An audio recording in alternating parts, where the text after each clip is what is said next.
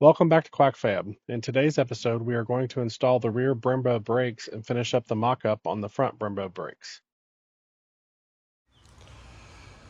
Alright, so I took a little break from the front brakes. We'll get back to that. And I'm going to throw the SS Camaro rear rotors on.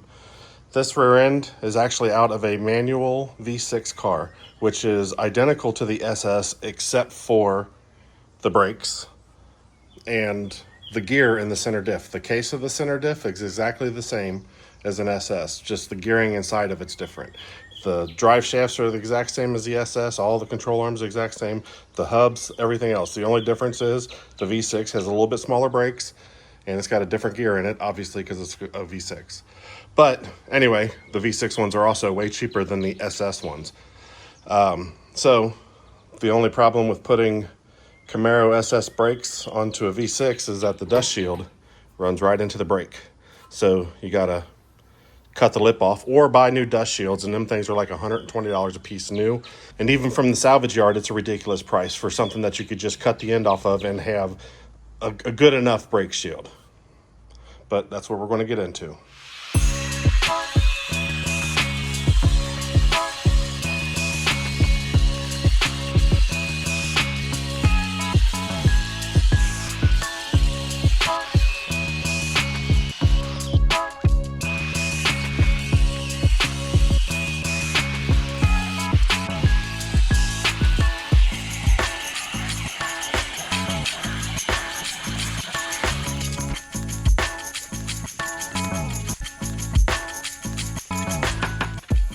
And there we have it. It's bolted on. That's still there. I'll have to make some kind of mount, fit that somewhere, maybe a tab. But still got a backing plate. It's got a little bit of distance there. I guess that would help for cooling. But, I'm happy with it. I am going to get my micrometer and see what the runout is on this to see if my runout up there is too much, which I don't think it is. I think it's well within spec. As you can see here on the rear rotor, the runout is about 7 thousandths. It actually seems to have a tiny bit more runout than the fronts do, which you can see here swinging about 6 thousandths.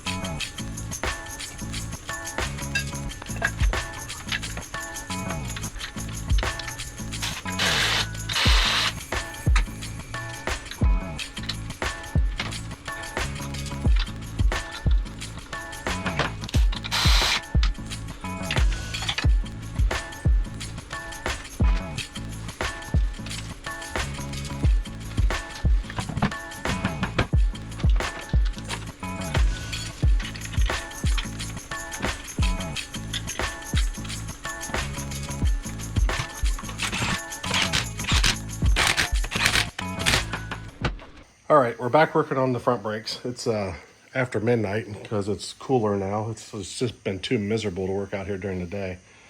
It's like hot and humid. No thank you. But anyway, at the end of the last episode, I was working on getting these calipers hung up on there. And I was having issues because I needed to find the bolts to fit it and, create this little piece. I actually created this piece on my 3D printer, which is going to be made out of metal eventually, like a 1/4-inch plate with a piece of 1 inch. I have it's over there, laying on the ground. Over there. I got a piece of 1 inch I'm going to make this barrel piece out of and weld it all together. But how it's going to work is the skinny end right here goes on the back, and it creates, it bolts into this hole and creates a through hole for this. This is the one here already on it. But I found the right threaded bolts on Amazon. ChatGPT told me the right thread. It's an M14-2. This one's 50 millimeters long to fit through this thing right here, like so. And then bolt into the top of that caliper. And then the other bolt, ChatGPT told me that the spindle bolt here, right here, is supposed to be let's see if you can, yeah, there it is. It's supposed to be a 3/8 inch by 16 thread. So I bought 8 of these off of Amazon for like $12. And well, I guess I probably should have had one of these out so I could show you. But they don't fit. I'll show you here real quick. So you can put it in there. You can just, it'll thread. There we go. It'll thread in there, but you can wiggle it all around. And I don't know about you, but I don't want my brakes held on by that. So I told ChatGPT that those were not the right ones. And it was like, all confident. It was like, oh, that's a common misconception. Those bolts are actually supposed to be 7/16 by 14. So I got some of those from Home Depot this morning. Went to the Home Depot, and I thought I had it for a second. It was like, oh, look at that. One thread. It will only spin in one thread. It won't go any further. So I told ChatGPT, and it was telling me that it's a M10 or an M12. So I tried M10 and M12 bolts as well. And I was like, well, maybe these are aftermarket and they're cheap ones. So I thought maybe they're drilled wrong. And I'll just drill it out and buy a tap. But then I thought to myself, before I go and do that, I'm going to run to the parts store and get one of those pen bolts to see if it is drilled right. So I went to O'Reilly, got the pen bolt, and it threaded right in. And I was like, man. It's like I've been carrying this heavy-ass spindle around Home Depot, Do It Center, Lowe's, looking for the right bolt, and nobody's got it. But apparently there is a thread for it, but not at any of those places. It turns out the thread is an M11 by 1.5, which I was like looking everywhere, and nowhere sells them. It's not a common bolt. But when I Googled it, it popped up flywheel bolts for LS engines. And I was like, I've got some of them in my pile of garbage in that black bucket right there. Come from parts from that green engine right there. And so that's what this is. It's a M11 by 1.5 flywheel bolt. And if you can see that there, it's a 10.9, which is the metric version of a grade 8. So it's a strong one. So that's what I'm using to bolt it to there. But it was a huge ordeal. I was hoping to get to the parts store and get back and, get this thing done before the heat of the day started getting in. But it wasn't, I wasn't successful. But I did grab a drill bit because I do have to drill through the bottom of this down here for this one to go through. But so I got me this nice Milwaukee drill bit for metal. And I was like, well, at least, I got everything figured out. I can get started. Went to get started, but this is a 1/2-inch shank, and my drill don't have a 1/2-inch shank. So either I got to buy one, or I got to buy an adapter, or borrow my brother's. And I don't know, it was just too hot. I was frustrated. I was just like, screw it, I'll do it later.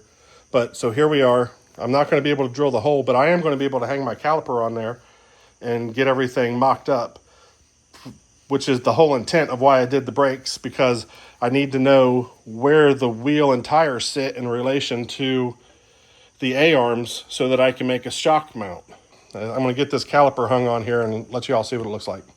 All right, this is what it looks like hung on there without the rotor. You can see the bolt for the caliper, or the bolt for the spindle, holding this, holding my little bracket here, and then the bolt for the caliper right there. I'm probably going to put some weld in here and weld this permanently to the spindle. Obviously you can't weld it permanently to the caliper because that'll need to come off eventually. That's it basically. Now I can find out how close all this comes when you turn it. That way I could begin to build my shock mount, which was the whole point of doing this first. All right, there we have it. 14-inch rotor from an SS Camaro 2000 Gen 5. Same caliper, well, the rotor's new. Caliper's used. That hub came from Little Shop Manufacturing. Cheap spindles came from eBay. That's why I didn't mind cutting them up so much. But that's, yeah, I still got to make these little brackets out of metal instead of this polycarbonate here. But you get the gist of it, and this is what I was going for. I'm happy that it worked out the way it did. I kind of wish this rotor was clocked up a little higher, but I can't because of this, as you can see.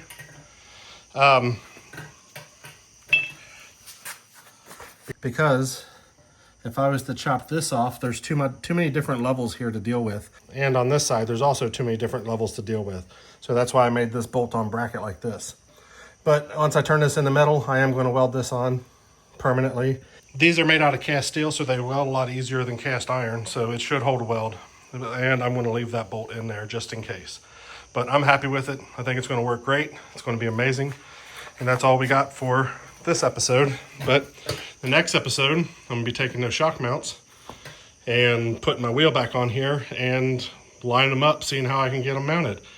That's actually the last modification I got to make before I can actually flip the frame over, finish weld everything, and start getting everything put back together. And then we're going to be on our way to having a running, driving, body drop bagged, badass truck. Thanks for watching Quack Fab. Don't forget to like, share, and subscribe so you don't miss any of the action as I keep on quacking away at it. Also, leave a question or comment. I welcome feedback and discussion.